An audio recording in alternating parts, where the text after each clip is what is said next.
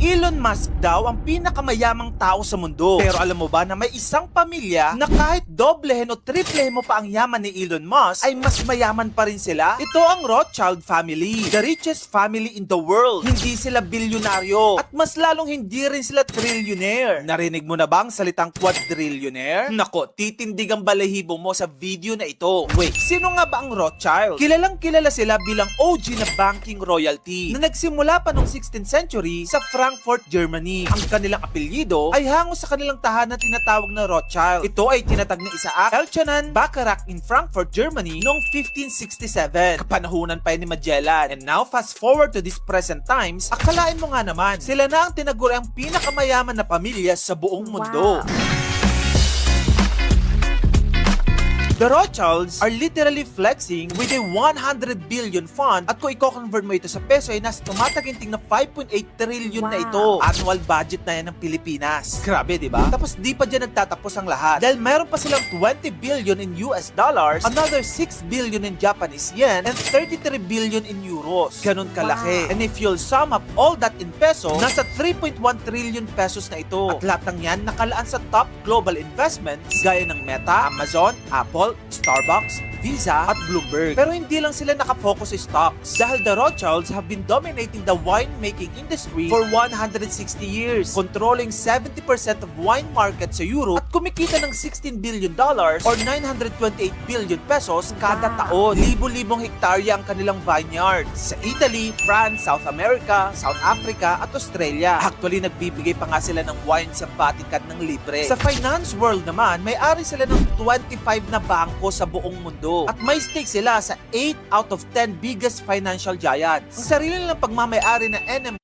Rothschild and Sons ang humahandle ng mergers at mga acquisitions. At sila rin ang may-ari ng Rabobank Group sa Netherlands. Kung tutuusin, sila ang tumulong sa independence ng Brazil mula sa Portugal at nagpondo sa UK during the Napoleonic Wars. Sa lahat ng power na yan, parang sila na nga ang may control sa buong Europa. Pero wait, there's more. Dahil yung oil company nila na Agora Oil and Gas is worth more than $1.4 billion o nasa higit na 81.2 billion pesos. Grabe, diba? The list goes on. Dahil iilan lang yan sa napakarami nilang mga negosyo na bumibilang sa daan-daan.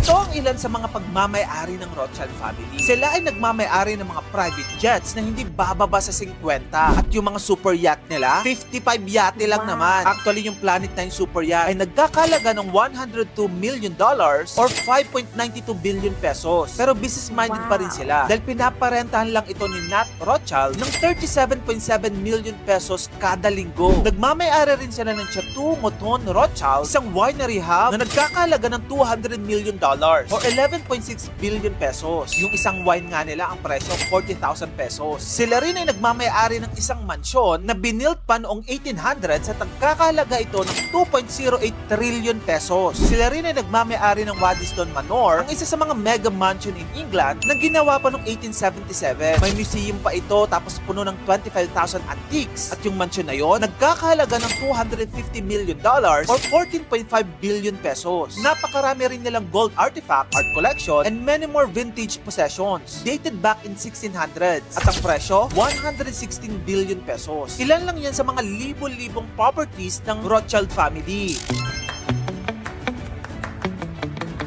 Ito nang pinakahihintay nyo. Ano nga bang kabuuang yaman ng pamilyang ito? Nako, hingang malalim. Dahil ayon sa Forbes, they are ranked as the world's wealthiest family in the world with a net value of $20 trillion or nasa tumataginting na 1.1 quadrillion pesos. Yes! Grabe, no? Sila lang atang nakaabot ng ganung klaseng yaman. So ayan na nga ang kwento ng Rothschild family all throughout the century. Kita nyo naman even in history, hindi nawala ang kanilang money. Ikaw, ano sa tingin nyo? Will they continue their legacy or darating din ba ang panahon na malulugi sila at maghihirap? Para pag-usapan natin sa comment section. At kung gusto mo pa na mag-ito pang klaseng content, dito lang yun sa channel ko kaya follow ka na. Yun lang!